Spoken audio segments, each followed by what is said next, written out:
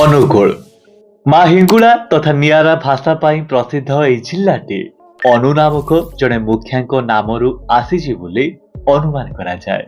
1 April 1993 ମସିହାରେ ଢେଙ୍କାନାଳଠୁ ଅନୁଗୁଳ ଅଲଗା ହୋଇ ଓଡ଼ିଶାର ସ୍ୱତନ୍ତ୍ର ଜିଲ୍ଲା ଭାବେ ଗଣିତ ହେଲା।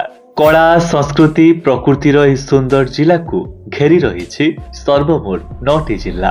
ଉତ୍ତରରେ ସୁନ୍ଦରଗଡ଼ ଏବଂ କେଉଁଝର, ପଶ୍ଚିମରେ ଦେଓଗଡ଼, ସମ୍ବଲପୁର ଏବଂ ସୋନପୁର, ଦକ୍ଷିଣରେ ବୌଦ୍ଧ ଏବଂ ନୟାଗଡ଼, ଦକ୍ଷିଣ ପୂର୍ବରେ ଢେଙ୍କାନାଳ ଏବଂ କଟକ ଜିଲ୍ଲା।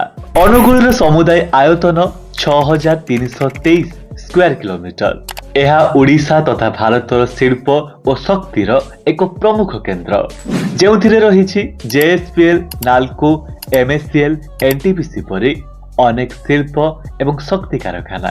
ଏହି ଜିଲ୍ଲାରେ ଆମେ ଦେଖିବାକୁ ପାଇବା ମା ବୁଢୀ ଠାକୁରାଣୀଙ୍କ ମନ୍ଦିର, ମା ହିଙ୍ଗୁଳା, ଶୈଳ ଶ୍ରୀକ୍ଷେତ୍ର, ପାତ୍ରପଡା ମା ପାୟାଣୀ ପୀଠ, କୁଶଳାର ରାମଚଣ୍ଡୀ ମନ୍ଦିର, ଦେଉଳିଝରିର ଉଷ୍ମ ପ୍ରସବଣ ପରି ଅନେକ ମନ୍ଦିର ସହ Satkosia tiger reserve, Tikarpada wildlife sanctuary, Darjing dam, Rengali dam, Talcher ରାଜପ୍ରସାଦ ସହ ମାଲ୍ୟଗିରିର ସୁନ୍ଦର ପରିବେଶ ଆପଣଙ୍କ ହୃଦୟକୁ ନିଶ୍ଚିତ ଜିତିବ।